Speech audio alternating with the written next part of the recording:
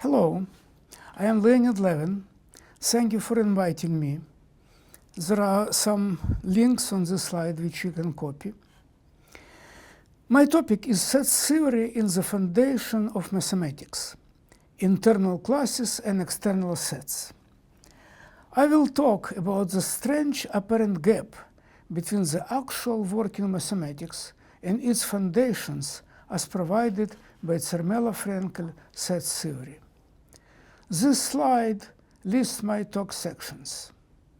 I will, of course, only summarize the points, but I will repeat at the last slide the above link where you can see more details. As you know, a century and a half ago, George Cantor proposed a wonderfully elegant way out of the crisis that gripped mathematics at the time. The crisis stemmed from a huge variety of new infinite objects and unintuitive ways to handle them that swamped the new era mathematics. Cantor reduced all that variety of objects to just one type, sets, all their relations to just one, membership, and all assumptions about them to one family of Cantor's axioms. For each property, it postulates a set of those sets that satisfy it. The euphoria that followed was short-lived. Bertrand Russell killed it by formalizing the Barber paradox. It is based on self-referential aspects of set theory, properties that use quantities over sets. All properties define sets, so quantifiers in properties really include properties themselves in their domain. Zermelo and Fraenkel proposed a remedy based on Cantor's concept of cardinality. They restricted Cantor's axiom to preserving cardinality bounds and allowed only a single tool, power set axiom, to increase them. This sounds a bit ad hoc as a foundation for the mathematics as a whole. Yet, so far, it prevented appearance of any contradictions. The focus on cardinality seems a bit foreign to mathematics. Have you seen many, or for that matter any, math papers that looked at distinctions between uncountable cardinalities? Those are almost never looked at in math papers. Besides, all consistent axiom systems have countable models. Cardinalities feel like an artifact designed to hide some self-referential aspects. And there is something exotic for mathematics in the power set axiom. Usual mathematics sets have special types: countable, compact, open, occasionally Borel, rarely projective, etc. Generic subsets from power set classes with no other descriptions find little use in mathematics. Admittedly, the sets provided by rarely used axiom of choice may pose an issue here. But even they can be, with some stretch, looked at as internally specified by adding to the language annotation for named, treated as canonical but not described, injection of reals into ordinals. Bourbaki book used a similar trick with tau symbol. Zermelo-Fraenkel's ad hoc cardinality-based restrictions diffused Z consistency problems of Cantor axioms, but they left intact their self-referential root. The result was a Babel tower of cardinalities, types, and other hierarchies finding little relevance in mathematics. And the generality of this height of hierarchies is illusory.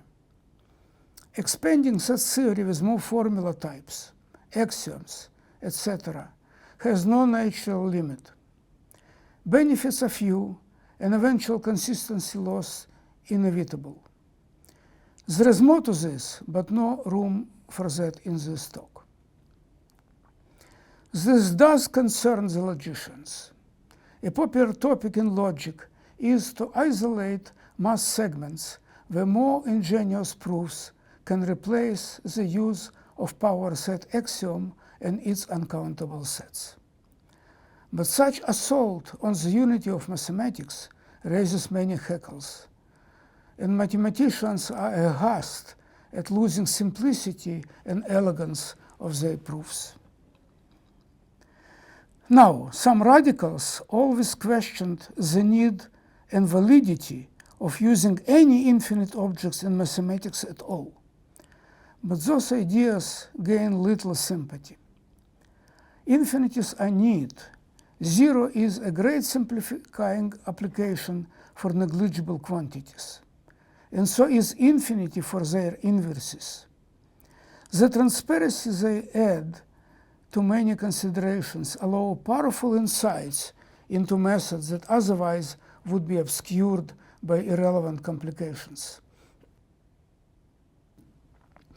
And handling often ambiguous termination points of finite objects is awkward.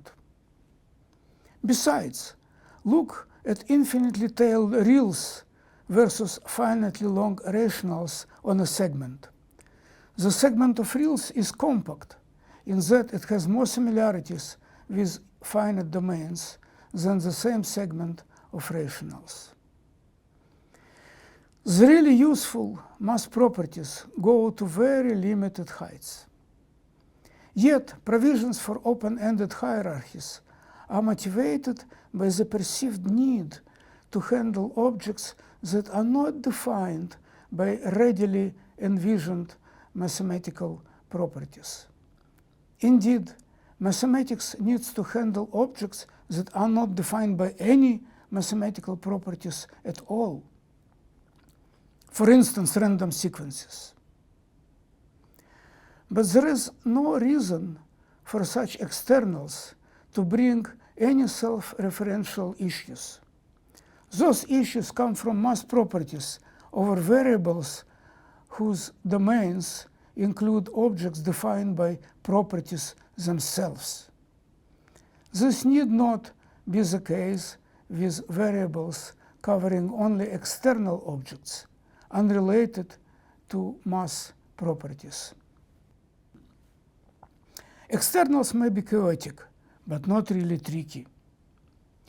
Keeping a clear distinction between external and internal objects allows to face challenges of each type separately, without confusions of finding on two fronts. Of course, mathematics would deal with objects that mix both types. Classes defined by properties that refer to external objects as parameters. But only these parameters, not the properties themselves, would be subject to quantifiers. Such a mix adds no external self-referential aspects to mass properties. But to see how these mixed objects can avoid saddling mathematics with messy, irrelevant hierarchies, we need to get more technical. Simply not defining parameters by formulas does not preclude them from still including formula-related information we need to assure that they do not. Parameters only have not only infinite size, like say number pi, but also infinite complexity. Could not that infinite complexity be a backdoor for formula-related self-referentials? It is redundant for formulas to use in their parameters information from formulas themselves. This would not increase their expressive power. Besides, how could external parameters acquire infinite uncomputable information about formula-defined classes. Yet, seeing no need or no realistic mechanisms for such occurrences is not the same as ruling them out. Here, the algorithmic information theory comes to the rescue. It provides for formulating a family of axioms postulating independence of external parameters, that is, values of variables, from formula-defined classes. This postulate has a number of other interesting applications, too. It is justified by independence conservation inequalities. They state that no algorithmic or random processes or any of their combinations can increase the amount of algorithmic information their inputs have about any specific sequence, such as one defined by a formula.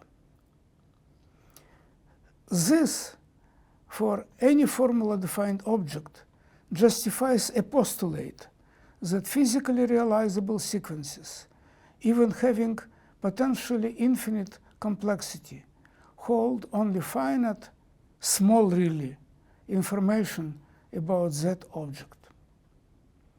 This powerful postulate opens a way to reduce any set theory sentence to one with only integer quantifiers and with seemingly no need to change almost anything in mathematical papers, only to reinterpret some formalities. Now I need to get more technical. The needed concepts of algorithmic information theory are defined on this slide. I will pause after each slide so that you read it slowly. Basically, Kolmogorov complexity of a string is the length of the shortest prefixless program generating it. For those who do not mind technicalities, I give a more analytic definition. There is a largest within a constant factor, enumerable from below, summable distribution on integers or strings. Complexity is its entropy, that is, its minus logarithm. A bit sequence is random under uniform distribution if no prefixes of it have complexity significantly smaller than their length. Their largest difference is called deficiency of randomness or rarity. If it is finite, the sequence is called random. Two random sequences are independent if their combination is random too. By Gach-Kochera theorem, any sequence can be algorithmically generated from a random one. Sequences that may not be random are still independent if generated separately from the respective sides of an independent random pair. The minimal rarity of such a pair is the degree of dependence or the amount of mutual information in the generated pair. Now, the independence postulate is a family of axioms, one axiom for each arithmetic formula that defines a class of integers. This class is treated as a binary sequence characteristic for it. The postulate prohibits any external sequences to have infinite information about the classes handled by the respective axiom. It would be redundant anyway for formulas to duplicate formula-related information in their external parameters. But the physical meaning of the postulate is justified by the independence conservation inequalities mentioned earlier. Note that there are sequences that are both generatable, thus legitimate externals, and definable by formulas. but the postulate requires them to be computable. Otherwise, they would have infinite information about themselves. This is a version of a Church's thesis. What does all this give us? Many sets, for instance linear spaces, would then be interpreted as classes specified by formulas with parameters.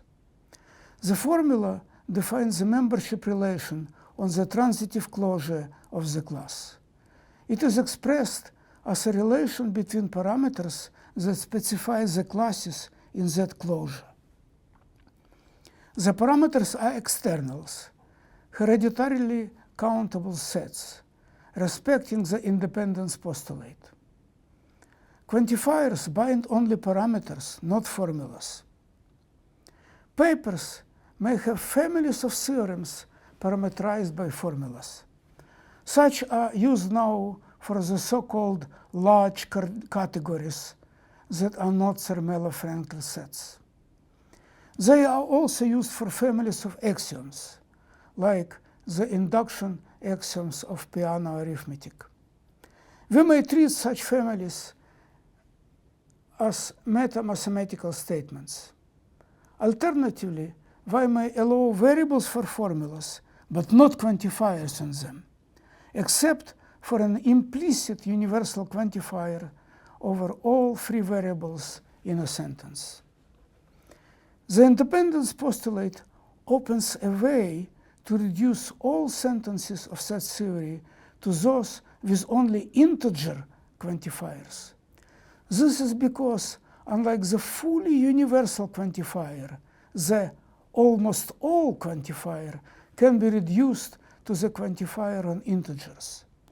Note that if there is only a zero chance to generate sequences that satisfy a given formula, then all such sequences are excluded, as they have infinite information about the class related to this formula.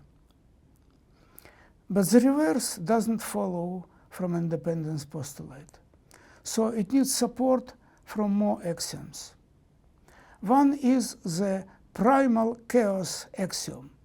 It says each sequence reduces to even index digits of some random sequence. For classes, that is in classical set theory, this axiom is the famous Gach-Kuchera theorem. I did hope that adding this theorem as an axiom is all we need, but we will soon see some complications here. Note, by the way, that a random sequence respects the independence postulate if and only if it is generic, meaning that it is outside of all arithmetic classes of measure 0.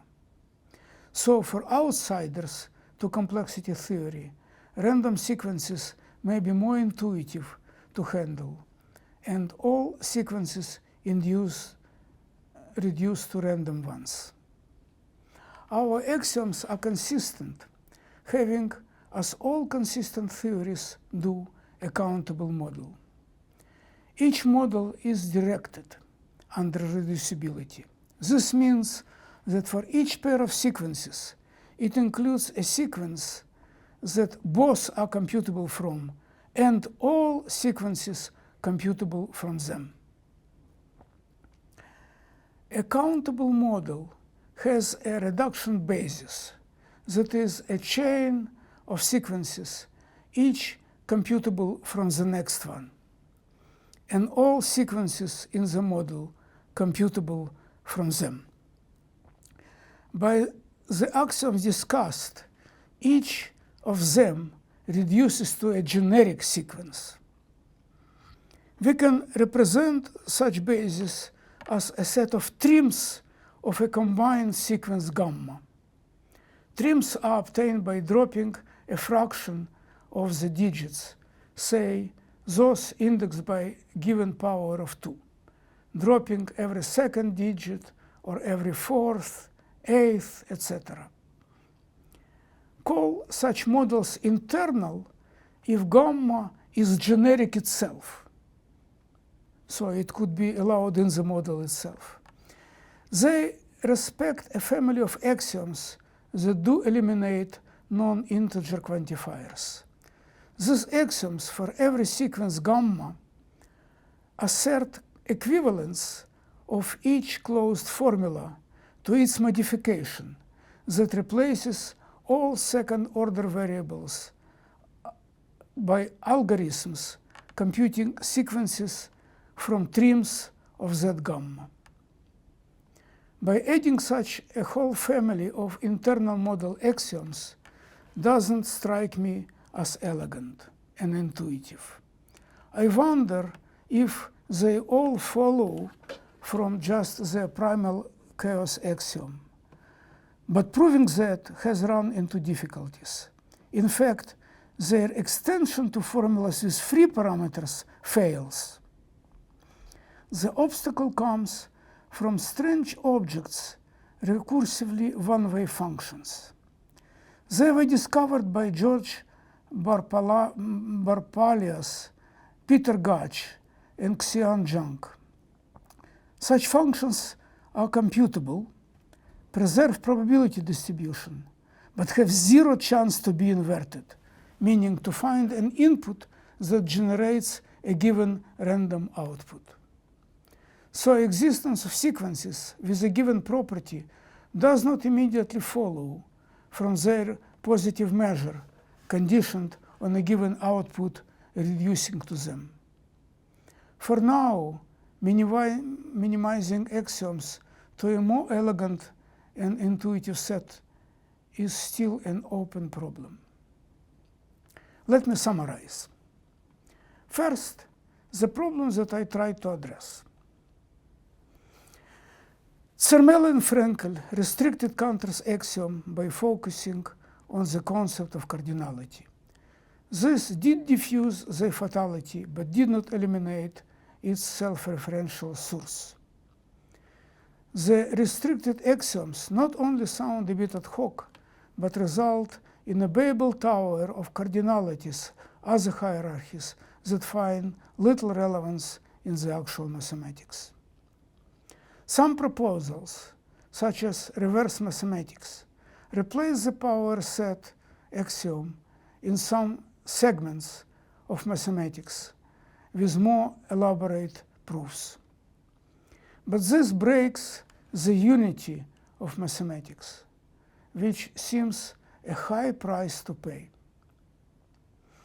I blame the problems on the blurred distinction between internal objects defined by mathematical properties and external ones in the domain of the variables. Allowing quantities to bind mathematical properties, even indirectly through sets they define, does extend the reach of set theory, but such extensions have no natural limit. Climbing ever higher in that direction finds little relevance to mainstream mathematics. Now, my way to handle those issues. I advocate separating in mathematical objects their aspects defined by formulas from aspects brought by external parameters. This allows the exclusion of formula-related information from parameters that are bindable by quantifiers. Complexity theory allows us to formalize that, justify the validity for external data, and use that for a great simplification of foundations. This drastic simplification seems to have little effect on typical math papers. It only reinterprets some their formalities. But what is left out are logic sets related to infinite hierarchies of formulas, such as, for example, the set of all true sentences of piano arithmetic. This should be a subject of math foundations, and theories cannot include their own foundations. The independence postulate has other powerful applications. They are unrelated to set theory, so I will only briefly mention a couple. Many paradoxes in application of probability theory led Kolmogorov and Martin-Löw to introduce the concept of randomness. The independence postulate clarifies its use. Namely, any set of sequences has measure 0 if and only if all its random sequences have infinite information about some common sequence. The independence postulate also removes a subtle loophole in Gödel's theorem. Gödel believed that informal arguments allow to circumvent that theorem. I quote him: "It is not at all excluded by the negative results mentioned earlier that nevertheless every clearly posed mathematical yes or no question is solvable in this way. For it is just this becoming evident of more and more new axioms on the basis of the meaning of the primitive notions that a machine cannot imitate." But this hope of Gödel is quite impossible. If a predicate extends proven refuted partial predicate of piano arithmetic to all segments of some length, then it has information about halting problem, at least close to that length. Such information cannot be generated by any methods, not only by formal ones. On the next slide, I will list changes proposed to set theory axioms. So now I list the traditional Zermelo-Fraenkel ones. They are often taught to undergraduates as a seemingly random, hard-to-remember selection. I think grouping them in 3 pairs helps the intuition. The first pair is infinity and foundation axioms about membership chains. They postulate existence of unlimited upward chains, but of no downward chains. The second pair is extensionality and replacement axioms. They deal with membership definitions by formulas. Sets with the same membership are the same, and any formula defines a set if it does not exceed cardinality of existing sets. The final pair is power set and choice axioms. They are concerned with inverses of functions. All inverses of a given function form a non-empty and huge set. Unlike the previous replacement axiom, this one does allow cardinality increase of available sets. Now, what change in axioms comes from the discussed program? Many objects treated now as sets would be reinterpreted as classes, specified by formulas with parameters. I guess people would still call them sets, but only informally. The formula defines the membership relation on the transitive closure of the class. It is expressed as relation between parameters that specify the classes in that closure. What is formally called sets are the parameters representing the externals. They respect axioms that are modified from the classical system. The slide freely uses arithmetic concepts, assuming their expression in terms of membership is known.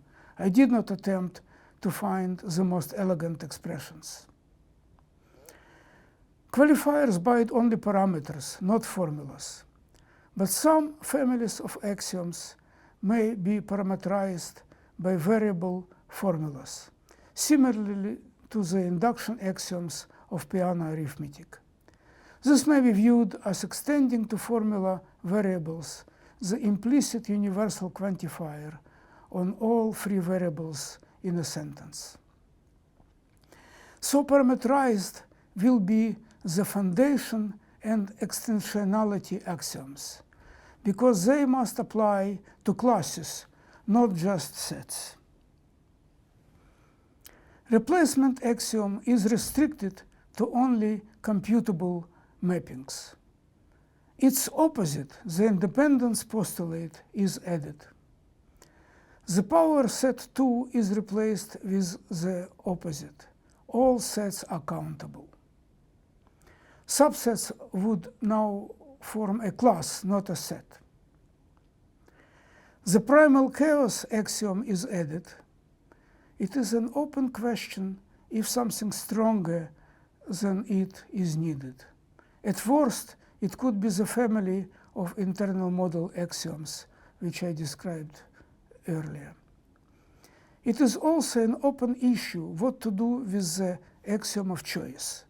It may be simply dropped. An alternative is adding to the language a postulated, thus only named, not described, class that injectively maps reals into countable von Neumann ordinals. This would also imply the continuing hypothesis. Thank you very much. And while this was very brief, the slide gives links for a more detailed account.